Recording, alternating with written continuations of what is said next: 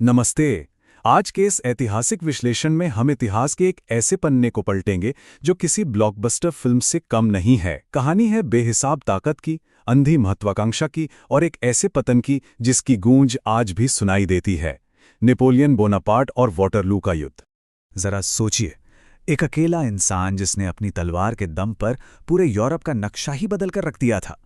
लेकिन फिर बेल्जियम के एक मैदान की कीचड़, जी हां, सिर्फ कीचड़ में उसने अपना सब कुछ गंवा दिया।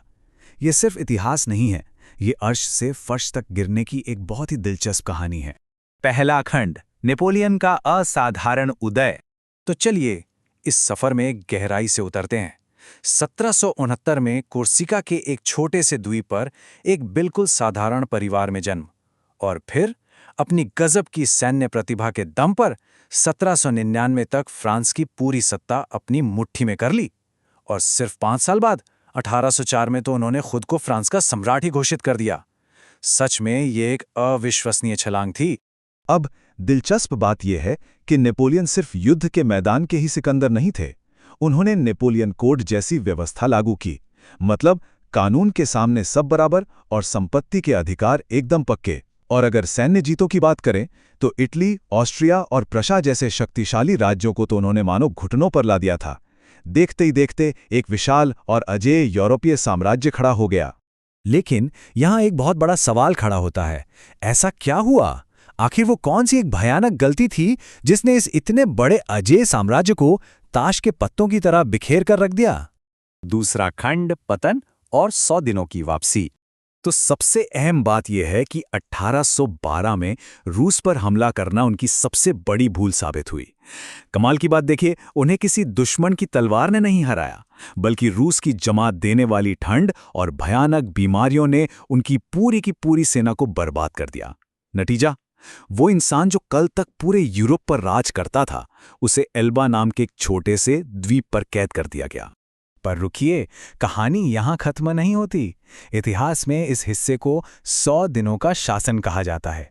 हुआ ये कि नेपोलियन एल्बा द्वीप की कैद से बिल्कुल किसी हॉलीवुड फिल्म के हीरो की तरह भाग निकले।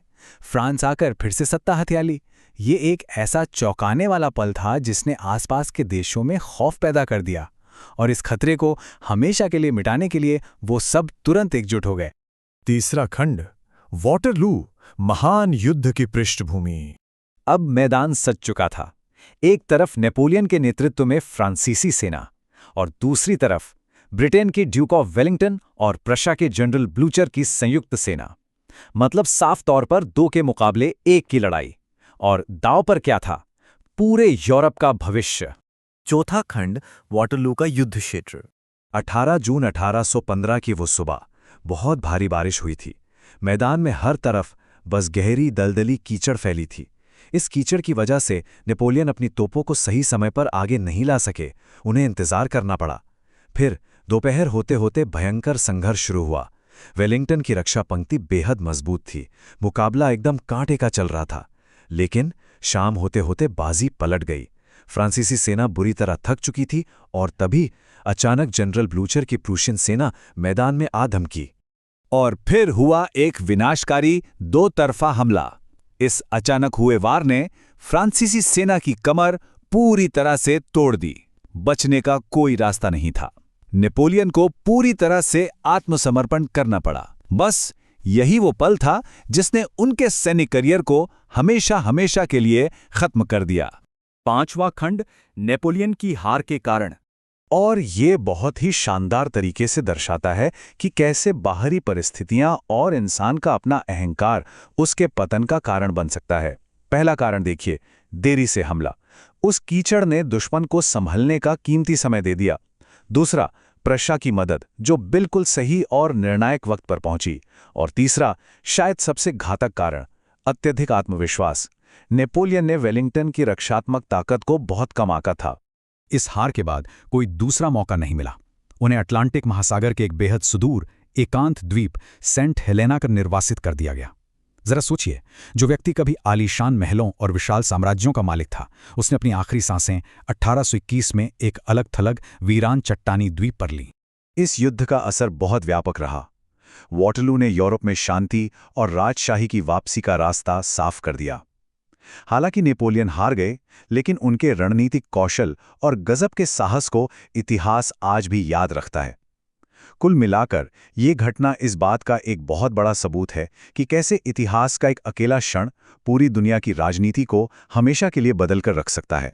इस विश्लेषण के अंत में एक ऐसा सवाल जो सच में दिमाग घुमा देता है।